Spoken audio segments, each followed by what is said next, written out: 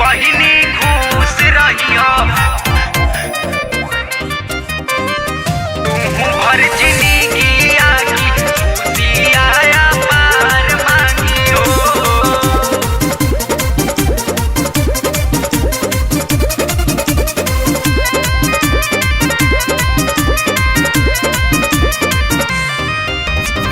सोनाया चांदी के गहना माना रुपया 1000 मांगी हो। सोनाया चांदी के गहना माना रुपया 1000 मांगी हो।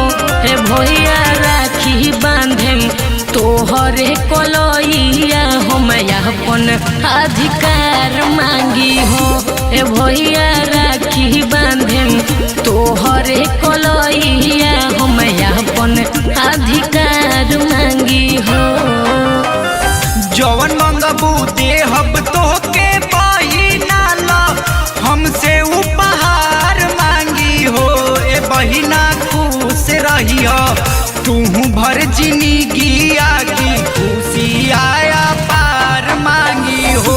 ए बहिनी खुश रहिया तू भर जिंदगी आगी खुशियाँ पार मांगी हो। पार मांगी हो।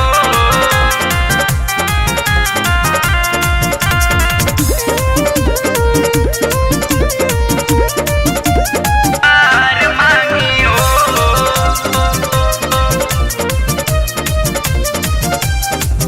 अरे अतने तोहसे बाटे नी होरा भैया बहिनी के जनबू लई ह। अरे मोल ना मोल तोहरा राखी के बहिनी नदी हले दियाई हो। अतने तोहसे बाटे नी होरा भैया बहिनी के जनबू लई ह। अरे मोल ना मोल तोहरा राखी के बहिनी नदी हले दियाई हो। मथवा पे रहे तोहर हाथवा सीसी या पार मांगी हो।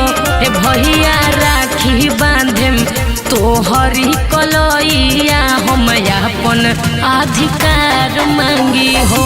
ए बहिनी खुश रहिया तू भर जिंदगी आगी खुशियाँ पार मांगी हो।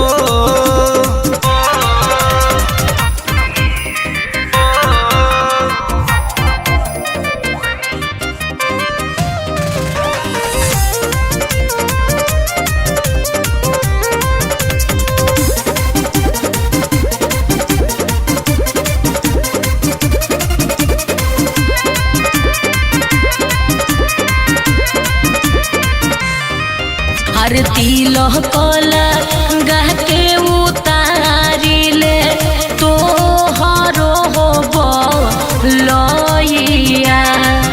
अरे कवनो विपतिया में अइह पीछे हटी है न तोहर चंदन भैया। अरे तिलह कला गह के उतारिले तोहरो हो लइया। अरे कवनो विपतिया में अइह बहिनी हटी है न तोहर छोटन भैया। के करो नजर ना तोहे लागे दुआ इहे बार बार मांगी हो। ए भैया राखी बांधे तोहरी कलैया हम अपन अधिकार मांगी हो।